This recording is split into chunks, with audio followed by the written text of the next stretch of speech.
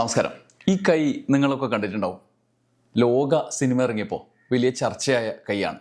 ലോകയിലെ മൂത്തോൻ എന്ന അദൃശ്യനായ കഥാപാത്രത്തിൻ്റെ കൈ. മമ്മൂട്ടിയാണ് മൂത്തോൻ എന്ന് വരാൻ പോകുന്ന ലോകയുടെ അടുത്ത പാർട്ടുകളെക്കുറിച്ചുള്ള ചർച്ചയിൽ പിന്നീട് അണിയർ പ്രവർത്തകർ തന്നെ വെളിപ്പെടുത്തി. ആ കഥാപാത്രത്തെക്കുറിച്ച് ഒരുപാട് ചർച്ചകൾ നടന്നു. ആ സിനിമയിൽ പശ്ചാത്തലമായി വന്ന ശബ്ദം മമ്മൂട്ടിയുടേതായിരുന്നു. എന്നാൽ ആ കൈയും അതുകൊണ്ട് തന്നെ മമ്മൂട്ടിയുടെ കൈ ആയിരുന്നു എന്നാണ് പല ചർച്ചകളിലും ഉയർന്നു വന്നിരുന്ന ഒരു കാര്യം. എന്നാൽ ആ കൈ തൻ്റേതല്ല എന്ന് മമ്മൂട്ടി തന്നെ വെളിപ്പെടുത്തി. അവരെന്നെ ചീറ്റ് ചെയ്താണ് ആ കൈ അവിടെ പ്രതിഷ്ഠിച്ചത് എന്ന് ആണ് മമ്മൂട്ടി പറയുന്നത്. ഇത് അത്ര വലിയ കാര്യമാണോ എന്നൊക്കെ നിങ്ങൾക്ക് തോന്നുന്നുണ്ടാവും ചില ആളുകൾക്കെങ്കിലും. ഒരുപക്ഷെ ലോക സിനിമ യൂണിവേഴ്സ് ആസ്വദിക്കുന്നവരുടെ ആലോചനകളെ സംബന്ധിച്ചിടത്തോളം അത്യാവശ്യം രസമുള്ള ഒരു കാര്യമാണ്. ഇപ്പോൾ ഈ കൈയെക്കുറിച്ചുള്ള ഈ ചർച്ച നടക്കുന്ന സാഹചര്യത്തിൽ ഞാൻ അതിനെക്കുറിച്ച് പ്രധാനമായി പറയാനല്ല വന്നത്. അതിൽ നിന്ന് മറ്റൊരു കാര്യത്തിലേക്ക് കടക്കാനാണ്. ഹോളിവുഡ് റിപ്പോർട്ടർ എന്ന ചാനലിന് വേണ്ടി അനുപമ ചോപ്ര മമ്മൂട്ടിയുമായി നടത്തിയ ഈ പാട്രിയോട്ട് എന്ന് പറഞ്ഞ സിനിമ വരുന്ന സാഹചര്യത്തിൽ നടത്തിയ അഭിമുഖത്തിലെ രസകരമായൊരു കാര്യം തുടക്കത്തിൽ പറഞ്ഞേ ഉള്ളൂ. ആ അഭിമുഖവുമായി ബന്ധപ്പെട്ട് ഇതുവരെ നമ്മൾ കേൾക്കാത്ത ചില സിനിമാ കാര്യങ്ങൾ മമ്മൂട്ടി പങ്കുവച്ചു എന്നുള്ളതാണ് രസകരമായ കാര്യം. അത് വിശദമായി നിങ്ങളോട് സംസാരിക്കാമെന്നാണ് ഞാൻ ഉദ്ദേശിക്കുന്നത്. ഹരികൃഷ്ണൻസിലെ ക്ലൈമാക്സ് മാറ്റത്തിലെ ശരികേട് പല ഘട്ടങ്ങളിൽ ചോദ്യം ചെയ്യപ്പെട്ടിരുന്നു. ഉദാഹരണത്തിന് മലബാറിൽ മമ്മൂട്ടിക്ക് ആരാധകർ കൂടുതലാണ്, അതുകൊണ്ട് അവിടെയുള്ള ആരാധകർക്ക് വേണ്ടിയിട്ടും തെക്കൻ കേരളത്തിലേക്ക് മോഹൻലാലിൻ്റെ ആരാധകർക്ക് വേണ്ടിയിട്ടും എന്നൊക്കെ പറഞ്ഞൊരു ഇരട്ട ക്ലൈമാക്സിൻ്റെ വിവാദം ചിലർക്കെങ്കിലും ഓർമ്മയുണ്ടാവും. അപ്പോൾ അതിലെ ഒരു ശരികേട് മമ്മൂട്ടി അഭിമുഖത്തിൽ തുറന്ന് പറയുന്നുണ്ട്. അങ്ങനെ മൊത്തത്തിൽ ഗംഭീരമായൊരു അഭിമുഖമായിരുന്നു. സമീപകാലത്ത് കണ്ട രസകരമായൊരു അഭിമുഖം. 50 വർഷം കൊണ്ട് 400ഓളം സിനിമകളിൽ അഭിനയിച്ചു എന്ന കണക്കിലെ അതിശയം ചൂണ്ടിക്കാണിച്ചുകൊണ്ടാണ് അനുപമ ചോപ്ര ഈ അഭിമുഖം ആരംഭിച്ചത്. മമ്മൂട്ടിയുടെ 50 വർഷത്തെക്കുറിച്ച് പറഞ്ഞുകൊണ്ട്, യഥാർത്ഥത്തിൽ 50 വർഷമല്ല, കാരണം ഇടയ്ക്ക് 9 വർഷത്തെ ഗ്യാപ്പ് ഉണ്ടായിരുന്നു. 71-ൽ മമ്മൂട്ടി വരുന്നു, അതൊരു ക്യാമിയോ റോൾ പോലെ വരുന്നു എന്ന് പറഞ്ഞുകൊണ്ട് അദ്ദേഹം ആ 9 വർഷത്തെ ഗ്യാപ്പിനെ കുറിച്ച് വിശദീകരിക്കുന്നുണ്ട്. അതായത് ആ സമയം ഞാൻ സിനിമയിൽ എങ്ങനെയൊക്കെയോ കയറിപ്പറ്റാൻ ശ്രമിക്കുകയായിരുന്നു ഈ 9 വർഷം. പക്ഷേ ലൈനുകളില്ലാത്ത, ക്ലോസപ്പ് പോലും ഇല്ലാത്ത ഒരു ചെറിയ അവസരം മാത്രമാണ് എനിക്ക് ലഭിച്ചത്. അങ്ങനെ ആളുകൾ അവിടെ നിന്ന് എന്നെ എണ്ണാൻ തുടങ്ങി. അങ്ങനെയാണ് ഈ 50 വർഷത്തിൻ്റെ കണക്ക് വരുന്നത്. യഥാർത്ഥത്തിൽ എൻ്റെ കരിയർ ആരംഭിച്ചത് 1981-ലാണ്. അതായത് ഇപ്പോൾ 40-45 വർഷമാണ് ആകുന്നത്. 50 വർഷം എന്ന് പറയാൻ എനിക്ക് വിരോധമൊന്നുമില്ല. പക്ഷേ എൻ്റെ ആദ്യ സിനിമയും അടുത്ത സിനിമയും തമ്മിലുള്ള ഗ്യാപ്പ് ഏകദേശം 9 വർഷമാണ്. അതുകൊണ്ട് നിങ്ങൾക്ക് എണ്ണാം. പക്ഷേ മറ്റ് 9 വർഷം ഞാനൊരു നടനാകാൻ പരിശീലിക്കുകയാണ് ചെയ്തത് എന്ന് മനസ്സിലാക്കണം. അതിനെ അങ്ങനെയും എടുക്കാമെന്നാണ് മമ്മൂട്ടി പറയുന്നത്. 1971-ലാണ് ആദ്യ സിനിമ അനുഭവങ്ങൾ പാളിച്ചകളിൽ ചെറിയൊരു സീനിൽ അദ്ദേഹം അഭിനയിക്കുന്നത്. അതിനൊപ്പം ഒരു കടത്തുകാരനായി ഒരു ക്യാമിയോ റോളിൽ കാലചക്രം എന്ന സിനിമയും വരുന്നുണ്ട്. എന്നാൽ 80-ൽ വിൽക്കാനുണ്ട് സ്വപ്നങ്ങളിലൂടെയാണ് മുഴുവൻ സമയ നടനായി അദ്ദേഹം മാറുന്നത്. അതാണ് 9 വർഷത്തെ ഇടവേള എന്ന് മമ്മൂട്ടി പറഞ്ഞത്. ഈ 9 വർഷവും നടനാകാനുള്ള കഠിന പ്രയത്നത്തിലായിരുന്നു എന്നാണ് അദ്ദേഹം വിശദീകരിക്കുന്നത്. ഞാൻ നിയമപഠനം പൂർത്തിയാക്കിയ ശേഷം കോടതിയിൽ ഏകദേശം 2.5-3 വർഷം പ്രാക്ടീസ് ചെയ്തിരുന്നു. സാധാരണയായി ഇപ്പോഴും ഞാൻ സിനിമയ്ക്ക് വേണ്ടി ശ്രമിക്കുന്ന ആളാണ്. അന്നും അങ്ങനെ തന്നെ. ഒരിക്കലും ഒരു ലോയർ ആകാൻ ആഗ്രഹിച്ചിരുന്നില്ല. പക്ഷേ ജീവിതത്തിൽ എന്തെങ്കിലും ആവണ്ടേ എന്ന് കരുതി നിയമം പഠിച്ചു. അതുകൊണ്ട് ലോയറായി പ്രാക്ടീസ് തുടങ്ങി. പെട്ടെന്ന് MTയുടെ ഭാഗത്തു നിന്നൊരു കോള് വന്നു. അങ്ങനെയാണ് വിൽക്കാനുണ്ട് സ്വപ്നങ്ങൾ സംഭവിക്കുന്നതും സിനിമയിൽ ഒരു വലിയ തുടർച്ച ഉണ്ടാകുന്നതും. 400ഓളം സിനിമകളുടെ വിപുലമായ അനുഭവത്തെക്കുറിച്ചാണ് പിന്നീട് ഈ അഭിമുഖത്തിൽ പറയുന്നത്. ഇവിടുത്തേത് ചെറിയ സിനിമാ വ്യവസായമായതിനാൽ ലോകത്തിലെ ഏറ്റവും കുറഞ്ഞ സമയത്തിനുള്ളിൽ സിനിമകൾ ഉണ്ടാക്കാൻ കഴിയും. ആദ്യകാലത്ത് 30-35 സിനിമകൾ വ്യത്യസ്ത റോളുകളിൽ നായകനായും ചെറിയ റോളായും സപ്പോർട്ടിംഗ്, കോമഡി, വില്ലൻ ഒക്കെ ഒറ്റ വർഷം ചെയ്ത അനുഭവം അദ്ദേഹം പറയുന്നുണ്ട്. ആ സമയത്ത് കൂടുതൽ സിനിമകൾ ചെയ്തതുകൊണ്ടാണ് ഈ സംഖ്യ വലുതായത്. ഞാൻ സിംഗിൾ ഹീറോ സിനിമകൾ പ്രത്യേകമായി തുടങ്ങിയപ്പോൾ സിനിമ ഓടിക്കുന്നതിൻ്റെ ഉത്തരവാദിത്വം കൂടി തലയിൽ വന്നപ്പോൾ വളരെ ബോധവാനും ജാഗ്രതയുള്ളവനുമായി. അതുവരെ ഒരു വർഷം 15 സിനിമകൾ വരെ ചെയ്തിരുന്നു. 2000 വരെ അത് തുടർന്നു. 2000-ൻ്റെ തുടക്കമോ അടുത്ത ശതാബ്ദത്തിലേക്ക് കടന്നപ്പോഴോ ഞാൻ 4-5 സിനിമകളൊക്കെയാണ് ഒരു വർഷം ചെയ്തു വരുന്നത്.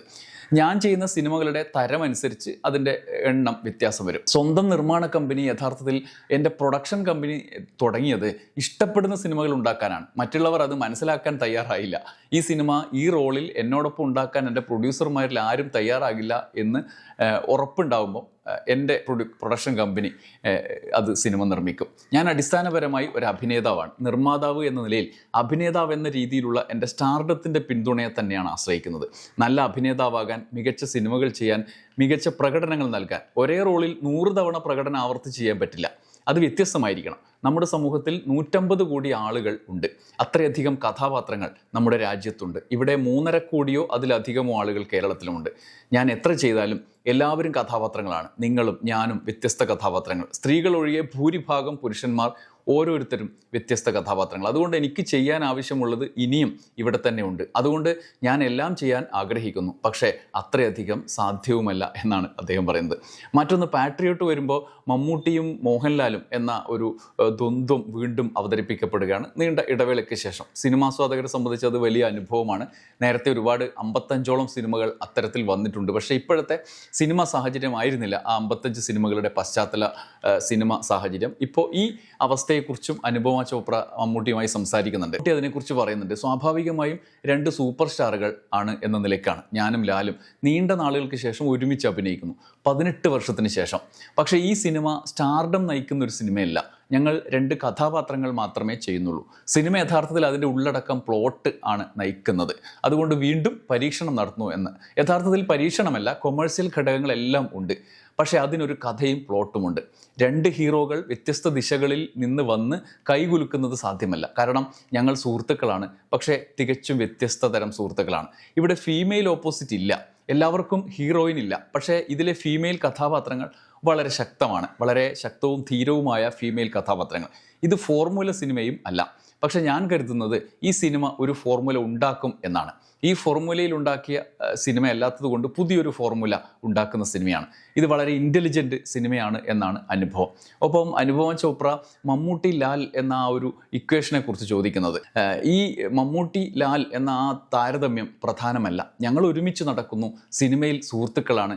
ഫഹദുണ്ട്, രേവതിയുണ്ട്, മറ്റ് 2 നായികമാരുണ്ട്, ക്യാമറമാൻ, ഡയറക്ടർ രാജീവ് മേനോൻ, മഹേഷ്, അങ്ങനെ മികച്ചൊരു ടീമുണ്ട്. ഈ കഥ യഥാർത്ഥത്തിൽ സംഭവിക്കാൻ പാടില്ലാത്തൊരു കഥയാണ്. ഇതൊരിക്കലും സംഭവിച്ചിട്ടില്ല, സംഭവിക്കുന്നും ഇല്ല.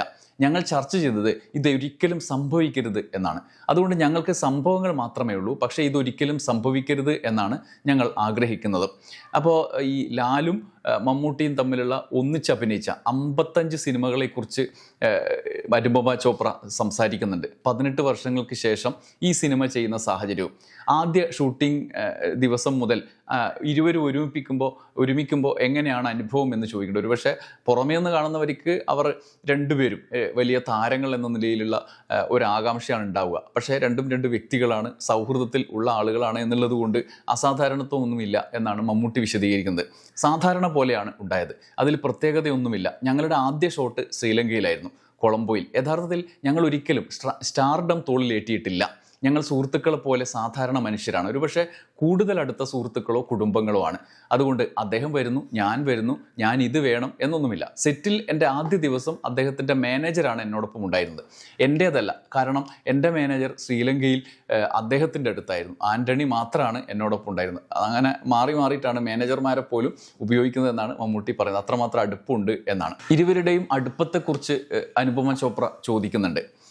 കഴിഞ്ഞ നാളുകളിൽ പൃഥ്വിരാജിനെ ഇൻ്റർവ്യൂ ചെയ്തപ്പോൾ, എമ്പുരാന് വേണ്ടി ഇൻ്റർവ്യൂ ചെയ്തപ്പോൾ അനുപമ ചോപ്രയ്ക്ക് കിട്ടിയ ഒരു മറുപടിയെക്കുറിച്ചാണ്. നിങ്ങളും ലാലും ഏറ്റവും മികച്ച താരങ്ങളായത് അഭിനയത്തോടുള്ള സ്നേഹം കൊണ്ടാണ്. നിങ്ങൾ 2 പേരും സൂപ്പർ സ്റ്റാറുകളാണ്, വളരെ ധനികർ, വളരെ ഫേമസ്. നിങ്ങൾക്കൊന്നും തെളിയിക്കേണ്ടതില്ല. എല്ലാവരും അറിയുന്നു നിങ്ങൾ അതിശയകരമായ അഭിനേതാക്കളാണ്. പക്ഷെ നിങ്ങൾക്ക് അഭിനയം ഇഷ്ടമാണ്, അത് കാണാൻ വളരെ സന്തോഷമാണ്. നിങ്ങൾ തുടരെ ചെയ്യുന്നത്, അതും അതിശയകരമായി ചെയ്യുന്നത് നമ്മളെ അത്ഭുതപ്പെടുത്തുന്നു. 45-50 വർഷങ്ങൾക്ക് ശേഷവും നിങ്ങൾ എങ്ങനെ ആ സ്നേഹത്തിൽ തുടരുന്നു എന്ന് അനുപമ ചോപ്ര ചോദിക്കുന്നുണ്ട്. അപ്പോൾ മമ്മൂട്ടി പറയുന്നു, അത് വളരെ മാനുഷികമാണ്. നിങ്ങൾക്ക് പണമുണ്ടെങ്കിൽ നിങ്ങൾ സുരക്ഷിതരാണ്. നിങ്ങൾക്ക് പണം ആവശ്യമില്ലെങ്കിൽ പിന്നെ എന്തിനാണ് നിങ്ങൾ വന്ന് എന്നെ ഇൻ്റർവ്യൂ ചെയ്യുന്നത്? അത് നിങ്ങളുടെ പാഷനാണ്. രാഷ്ട്രീയക്കാർ 90 അല്ലെങ്കിൽ 100 വയസ്സായിട്ടും രാഷ്ട്രീയത്തിൽ തുടരാൻ ആഗ്രഹിക്കുന്നത് എന്തുകൊണ്ട്? അംബാനി ഇത്രയധികം പണം ഉണ്ടാക്കുന്നത് എന്തുകൊണ്ട്? അദ്ദേഹം ഉണ്ടാക്കുന്ന പണമെല്ലാം ഉപയോഗിക്കാൻ പോകുന്നില്ല, പക്ഷേ അദ്ദേഹത്തിന് ലഭിക്കുന്ന ആനന്ദമാണ്. ഞാൻ എന്നെ യാതൊരു തരത്തിലും അദ്ദേഹവുമായി താരതമ്യം ചെയ്യുന്നില്ല, പക്ഷേ അത് മാനുഷികമാണ്. നിങ്ങൾക്ക് ഉള്ളത് കൂടുതൽ വേണം, അതാണ് ഗ്രീഡ്. വ്യത്യസ്ത വിധത്തിൽ അതിനെ വിശദീകരിക്കാം. ആളുകൾ പറയാറുണ്ട് ഞാൻ സ്റ്റേജിൽ അഭിനയിക്കുമ്പോൾ മരിക്കണം എന്നൊക്കെ. അത്തരം ആളുകൾ അത് മഹത്തായ അഭിനേതാക്കളായി മാറുന്ന ചിന്ത കൊണ്ട് നടക്കുന്നവരാണ്. എം.ആർ. രാധയെപ്പോലെ ചില അഭിനേതാക്കളെപ്പോലെ ഞാൻ കേട്ടിട്ടുണ്ട്.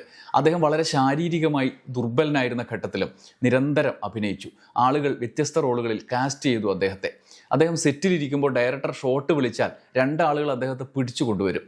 ഡയറക്ടർ സ്റ്റാർട്ട് പറഞ്ഞാൽ അവർ പിടിച്ചിരിക്കും. ആക്ഷൻ മാത്രം അവർ കൊടുക്കും. അദ്ദേഹം പൂർണ്ണ ശക്തിയോടെ ഷോട്ട് ചെയ്യും. ഡയറക്ടർ കട്ട് പറഞ്ഞാൽ അവർ വന്ന് പിടിക്കും. അതാണ് രീതി. അത്തരം അഭിനേതാക്കൾ ഉണ്ടായിരുന്നു. അതാണ് പാഷൻ എന്ന് പറയുന്നത് എന്ന് മമ്മൂട്ടി പറയുന്നുണ്ട്. അപ്പോൾ 1998 ഫാസിൽ സംവിധാനം ചെയ്ത മോഹൻലാൽ മമ്മൂട്ടി സിനിമ ഹരികൃഷ്ണൻസിനെ കുറിച്ച് സംസാരിക്കുന്നുണ്ട് ജൂഹി ചാവലയോടൊപ്പം.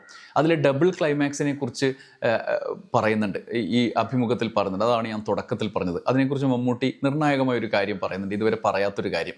യഥാർത്ഥത്തിൽ ആ ഡബിൾ ക്ലൈമാക്സ് ഒരു മാർക്കറ്റിംഗ് ടെക്നിക്കായിരുന്നു. കാരണം ഞങ്ങൾ ഫൈനലായി ചില പ്രിൻ്റുകളിൽ ഒരു അഭിനേതാവിന് നായികയെ ലഭിക്കും. അതുകൊണ്ട് ആളുകൾ ഒരു സിനിമ കണ്ട് മറ്റൊരു തിയേറ്ററിൽ മറ്റേ അഭിനേതാവിന് ലഭിക്കുന്നത് കാണും. പിന്നെ അവർ ചർച്ച ചെയ്യും, ക്ലൈമാക്സ് എന്താണ്, ഇതാണ് ക്ലൈമാക്സ്. ഇല്ല, നിങ്ങൾ വന്നു കാണൂ. കൂടുതൽ ആളുകൾ കാണാൻ ഞങ്ങൾ ആഗ്രഹം പ്രകടിപ്പിച്ചതിൻ്റെ തുടർച്ചയാണ് അത്തരത്തിലുള്ള ഇരട്ട ക്ലൈമാക്സ്. ചില പ്രിൻ്റുകളിൽ ലാൽ ജൂഹിക്കൊപ്പം, ചിലതിൽ എനിക്കൊപ്പം. ഫൈനലായി പക്ഷേ ആദ്യം ആർക്കും ലഭിക്കില്ല. ഇടയ്ക്ക് ചില തെറ്റുകൾ സംഭവിച്ചു. അവർ പ്രിൻ്റ് എനിക്ക് നായിക ലഭിക്കുന്ന പ്രിൻ്റ് കൂടുതൽ ഫാൻസ് ഉള്ള സ്ഥലങ്ങളിലേക്ക് അയച്ചു.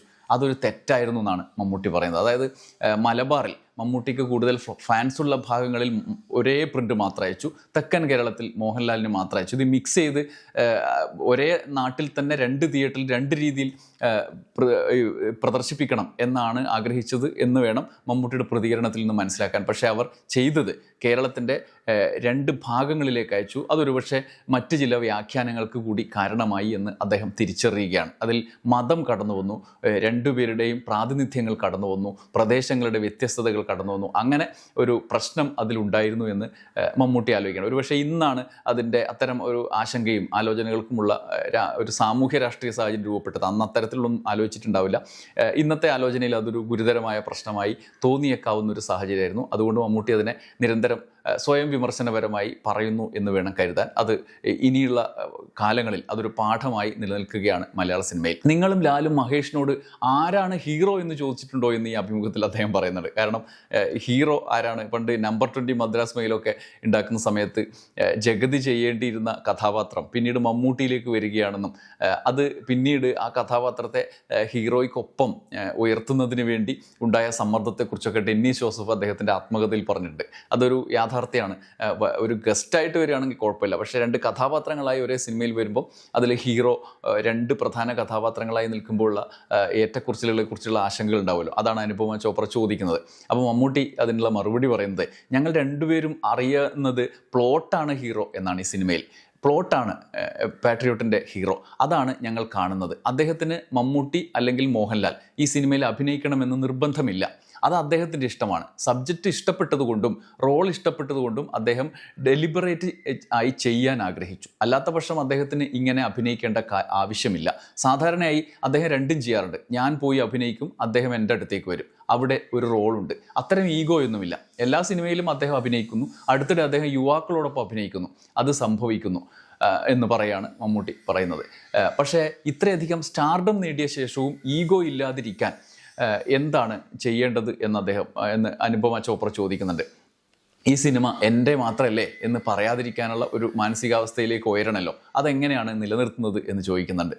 അതിനെക്കുറിച്ച് മമ്മൂട്ടി വിശദീകരിക്കുന്നുണ്ട്. ആ ഈഗോ ഇല്ലാതിരിക്കേണ്ടതിൻ്റെ, അല്ലെങ്കിൽ നമുക്ക് കഥാപാത്രത്തോടുള്ള പാഷൻ്റെ കാര്യം, അതിൽ കളങ്കാവലിലെ വ്യത്യസ്തത ഉള്ള കഥാപാത്രത്തെക്കുറിച്ചൊക്കെ ചർച്ചയിൽ വരുന്നുണ്ട്. നായകൻ എന്ന കൺസെപ്റ്റിൽ തന്നെ പോയിരുന്നെങ്കിൽ ആ കഥാപാത്രം ചെയ്യാൻ പറ്റില്ലല്ലോ. അത്തരത്തിലുള്ള ആഗ്രഹം മുന്നോട്ട് കൊണ്ടുപോകുമ്പോഴാണ് വ്യത്യസ്തമായി മാറുന്നത് എന്ന് മമ്മൂട്ടി പറയുന്നത്. ഒരുപക്ഷെ പാട്രിയോട്ട് എന്ന് പറഞ്ഞ സിനിമ കടന്നു വരുമ്പോൾ, മമ്മൂട്ടി മുഖ്യ കഥാപാത്രമായി കടന്നു വരുമ്പോൾ, മോഹൻലാലിൻ്റെ കൂടി സംഗമം സംഭവിക്കുമ്പോൾ, നിരവധി യുവതാരങ്ങൾ അണിനിരക്കുമ്പോൾ മലയാള സിനിമ വളരെ ആകാംക്ഷയോടെ ഉറ്റുനോക്കുന്നുണ്ട്. മഹേഷ് നാരായണൻ സംവിധാനത്തിൽ ഇങ്ങനെയൊരു സിനിമ ഒരു പ്രത്യേകിച്ചു അതിൻ്റെ ട്രെയിലറൊക്കെ കാണുമ്പോൾ നമുക്കറിയാം അതൊരു ഒരുപക്ഷെ സെൻസർ സമയത്തൊക്കെ വലിയ ചർച്ചകൾക്ക് കൂടി ഇടയാക്കാവുന്ന ചില സൂചനകൾ ആ ട്രെയിലറിൽ കാണുന്നുണ്ട്.